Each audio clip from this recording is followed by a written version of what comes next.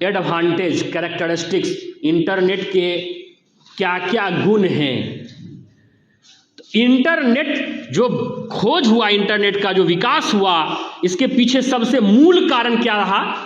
Communication, संचार, अपने सूचना को दूसरे जगह तक पहुंचाना और दूसरे के सूचना को खुद अपने तक पहुंचाना, यही ना मूल कारण था।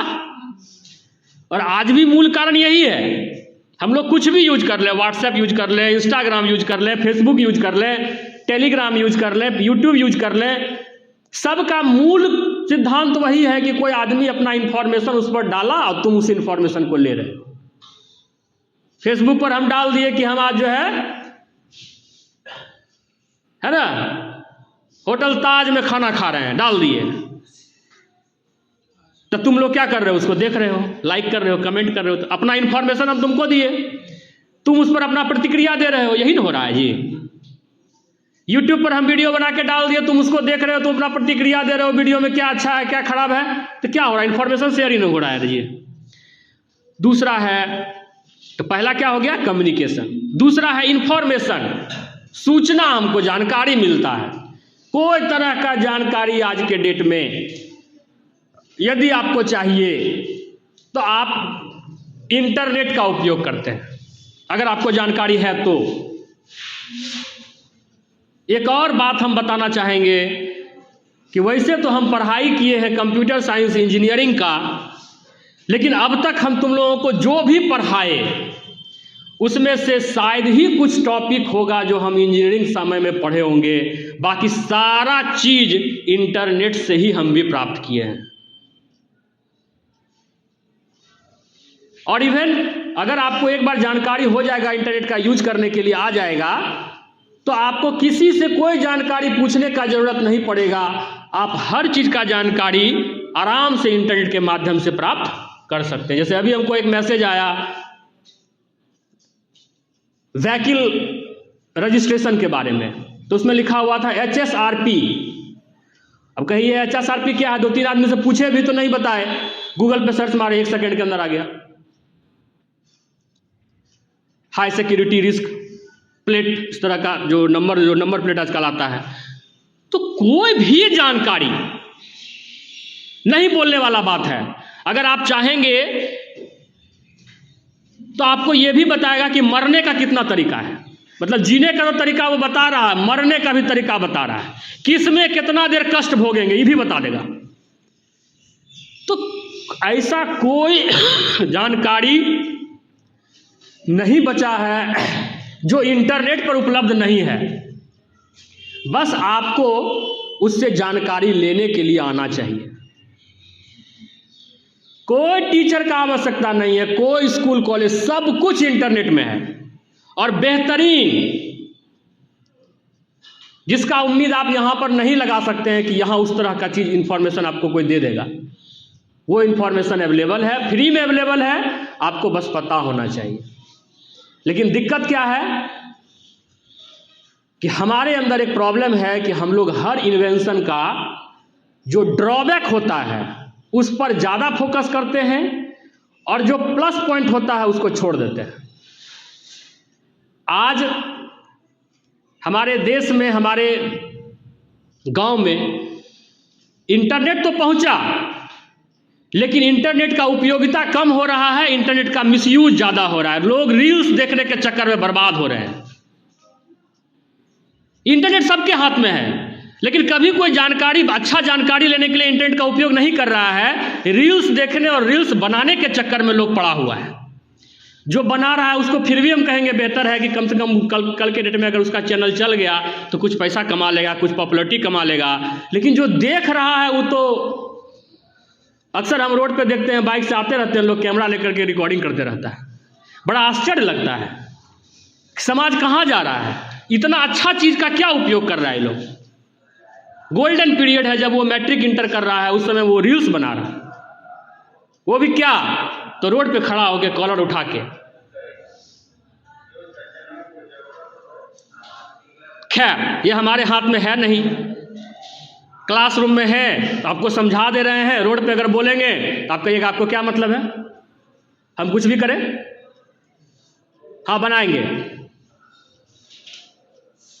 तो क्लास में आप मेरे कंट्रोल में तो सुन रहे हैं, बाहर सुनिएगा भी नहीं। आ जाइए तीसरा, इंटरटेनमेंट, जो बात अभी हम कर रहे थे। मनोरंजन के लिए भी इंटरनेट का बहुत बड़ा उपयोग आज के डेट में हो रहा है। लोग गेम खेल रहे हैं इंटरनेट पे, लोग वीडियो देख रहे हैं इंटरनेट पर, है ना। कई तरह के मनोरंजन का साधन इंटरनेट पर अवेलेबल है। आज के डेट में किसी को यह जरूरत नहीं है कि वो किसी मैदान में जाकर के खेलने के लिए उसको जरूरत नहीं है। उसके हाथ में मोबाइल दे दीजिए, वो खुश हो जाएगा। मोबाइल के साथ इंटरनेट कनेक्शन भी होना चाहिए, डाटा होना चाहिए। कोई जरूरत नहीं है कोई दोस्त का, बैट बॉल का, बैडमिंटन का कोई आवश्यकता नहीं है। मनोरंजन का सबसे बड़ा साधन है कि उसके हाथ में मोबाइल दे दीजिए और इंटरनेट कनेक्शन दे दीजिए। इसके बाद सर्विसेज, कई तरह के ऐसे सर्विसेज हैं जिसका हम उपयोग इंटरनेट के माध्यम से लेते हैं, जैसे ऑनलाइन लर्निंग के लिए, ऑनलाइन टिकट बुकिंग के लिए, ऑनलाइन पेमेंट के लिए, है ना। आप ऑनलाइन आज के डेट में कोर्स कर सकते हैं, ऑनलाइन कोई चीज़ शॉपिंग कर सकते हैं, ऑनलाइन सब बेच भी सकते हैं अपने सामान। अगर आपका मान लीजिए दुकान है, कस्टमर बहुत नहीं आ रहा है, आप थोड़ा सा इंटरनेट के बारे में अच्छे से जानकारी ले लीजिए, एक वेबसाइट छोटा सा बनवा लीजिए। आपका ऑनलाइन लोग ऑर्डर, आज जियो कर रहा है ना भाई, तो जियो कर सकता है तो हम भी कर सकते हैं। जियो क्या कर रहा है कि आसपास में हर जगह अपना दुकान खोल दिया है और ऐप पर सारा इंफॉर्मेशन दे दिया है, लोग बुक करता है, घर पहुंचा देता है उसका सामान। तो हम भी तो कर सकते हैं वो काम। हमेशा कोशिश करना चाहिए पॉजिटिव लेने का। हम अपने नॉलेज का पॉजिटिवली क्या उपयोग कर सकते हैं। हम गेम खेल रहे हैं, लेकिन कभी मेरे मन में ये नहीं आया कि ये गेम कौन बनाया, कैसे बनाया, हम भी अगर ऐसा गेम बनाए तो कितना अच्छा होगा। नहीं आया मन में। YouTube पर वीडियो देख रहे हैं, लेकिन मन में नहीं आया कि ऐसा वीडियो अगर हम भी बनाने का प्रयास करें तब कितना अच्छा होगा। तो हमेशा हमको क्या होना चाहिए, क्यूरियोसिटी होना चाहिए हर चीज़ को जानने का, कि वो अगर वहाँ तक पहुँचा तो हम कैसे पहुँचेंगे। बेरोजगारी अपने आप खत्म हो जाएगा अगर हम अपना सोच बदल लेंगे तो। हम सब लोग सोचते हैं क्या कि मैट्रिक इंटर ग्रेजुएशन कर लें और सरकार को बोलें कि हमको नौकरी दीजिए। अगर हम इस तरह का दिमाग लगाएंगे, इस तरह का सोच रखेंगे, तो हम सरकार को ये नहीं कहेंगे नौकरी दीजिए, हम कहेंगे कि हम नौकरी दे रहे हैं और डिलीवरी बॉय बनो मेरे अंदर।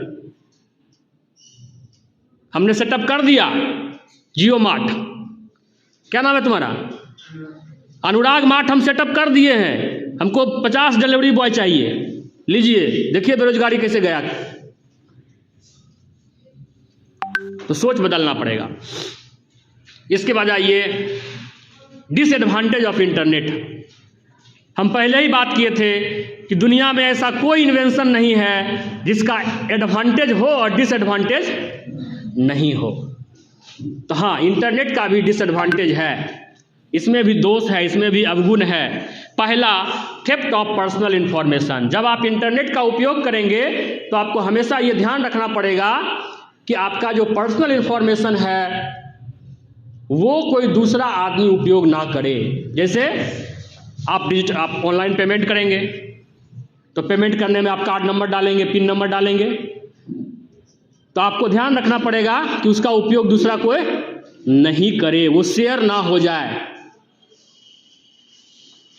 आप जब भी अपने अकाउंट को कहीं पर खोलेंगे, किसी दूसरे कंप्यूटर में, डिवाइस में, मोबाइल फ़ोन में, तो ध्यान रखेंगे कि अपने अकाउंट को हम लॉग आउट कर दें।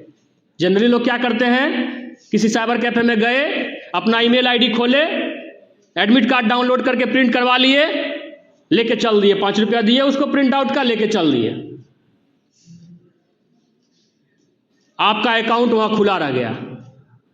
अब आप कहेंगे खुला रह गया तो कौन सी हो गया? बहुत कुछ हो सकता है। हो सकता है उस अकाउंट से वो आदमी किसी बड़े अधिकारी को, किसी बड़े मंत्री को कोई गंदा गाली देकर के मैसेज कर दे तो किसके नाम पड़ जाएगा? वो मेल किसके नाम पड़ जाएगा? आपके जिसका अकाउंट है उसके नाम पे जाएगा। समस्या किसके साथ होगा? आपके साथ। भले बाद में पूरा जांच जब होगा तो पता चलेगा कि आप नहीं किए हैं, लेकिन शुरू में आप परेशान हो जाएंगे। तो कुछ भी हो सकता है। हम एक एग्जाम्पल दिए, खास करके लड़कियां तो अपने अकाउंट को बिल्कुल प्रोटेक्ट करके रखिए। तो जब हम ये बोलते हैं तो लड़की के दिमाग में जाता है कि भाई ऐसा है तो हम यूज नहीं करेंगे, बड़ा खतरनाक है, नहीं यूज करेंगे। नहीं, यूज करके अलर्ट रहना है कि कोई इसका मिसयूज ना करे। उस बात को अभी हम ज़्यादा डिटेल में नहीं लाना चाहेंगे। आप लोग सब लोग समझदार हैं कि क्या उपयोग हो सकता है। किसी का अकाउंट है, किसी को कोई मैसेज भेजा जा रहा है, कोई टाइम में कुछ भी मैसेज भेज दिया जा रहा है जिसका गलत उपयोग हो सकता है। तो जब भी अकाउंट खोलिए किसी अन्य जगह पर तो अपना अकाउंट को लॉग आउट करना नहीं भूलिए। स्पैमिंग का मतलब हुआ कि हम अक्सर देखते हैं कि इंटरनेट वगैरह जब आप यूज करेंगे तो आपको मेल आएगा उस तरह का कि भाई आप जो है, आपको एप्पल मोबाइल फ़ोन आप जीते हैं, है ना, बधाई हो, कॉन्ग्रेचुलेशंस, आपको एप्पल फ़ोन दिया जा रहा है। करना क्या है, तो आप अपना इन्फॉर्मेशन यहाँ भर के सबमिट कीजिए, अपना मोबाइल नंबर, ईमेल आईडी सब दे दीजिए, अकाउंट नंबर दे दीजिए, आपके अकाउंट पर पैसा चला जाएगा, इतना रुपया, घर के पता पर मोबाइल चला जाएगा।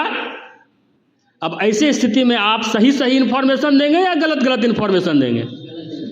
एकदम सही देंगे कि भाई हमारा घर बनाना चाहिए, पिन कोड डाल देते हैं, नियर बाय डाल देते हैं, लैंडमार्क डाल देते हैं भर्रा स्कूल के बगल में, ताकि मेरा सामान दूसरे जगह नहीं जाए, मेरे ही पास आए। अब ऐसे लोग अपना इन्फॉर्मेशन डालते हैं दिन भर में, और जो आदमी वो डाला है उसके पास कई लाख सही इन्फॉर्मेशन आ जाता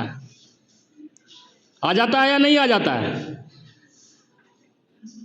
अब उस डेटा का वो बहुत जगह यूज़ करता है। किसी आदमी को एडवर्टाइजमेंट करवाना है, उसको कहता है कि भाई मेरे पास इस क्षेत्र का इतना डाटा है, अगर आपको प्रचार प्रसार करवाना है, मोबाइल नंबर चाहिए, ईमेल चाहिए तो हम देंगे। तो कहने का मतलब कि आपके ईमेल पर बहुत सारा इस तरह का मेल, मैसेज फ़ोन पर आते रहता है। इसको कहते हैं स्पैमिंग। क्या कहते हैं? स्पैमिंग कहते हैं। इंटरनेट का जब आप उपयोग कर रहे हैं तो जितना उसके गुण हैं उसी तरह से अलर्ट रहने का भी ज़रूरत है कि ऐसे किसी मेल पर, ऐसे किसी लिंक पर क्लिक ना करें जिस पर संदेह हो। बिना मतलब का कोई किसी को एप्पल फ़ोन नहीं देने जा रहा है। हम क्या किए जो हमको कोई एप्पल फ़ोन दे रहा है? ठीक है। वायरस थ्रेट, जब आप इंटरनेट का उपयोग करेंगे तो आपके डिवाइस में वायरस आने का खतरा भी बढ़ जाएगा। लैपटॉप में, कंप्यूटर में, मोबाइल में। कहिएगा कैसे सर? तो कुछ वायरस तो ऐसा है जो ऑटोमेटिक ट्रांसमिट भी होता है, लेकिन वो उतना हार्मफुल नहीं होता है। जो असल वायरस होता है खतरनाक वाला, उसका आप खुद से इंस्टॉलेशन करते हैं, अपने कंप्यूटर में डालते हैं उसको। अब आप कहिएगा कि इतना पागल कौन होगा जो वायरस को डाउनलोड करेगा, इंस्टॉल करके चलाएगा? नहीं, ऊपर पे लिखा रहेगा। अभी नया कोई फिल्म का नाम बताइए। कौन? धुरंधर। तो अब सब लोग धुरंधर मूवी खोज रहा होगा इंटरनेट पर, तो ऊपर पे लिखा रहेगा डाउनलोड धुरंधर मूवी। आप कहिएगा हाँ मिल गया, क्लिक मारिएगा, डाउनलोड हो जाएगा। तो खाली डाउनलोड करके छोड़ दीजिएगा कि उसको प्ले कीजिएगा। तो डाउनलोड जब हो जाएगा, उसको जब प्ले कीजिएगा तब पता चलेगा कि ये एक वायरस था और वो आपके कंप्यूटर में घुस चुका है।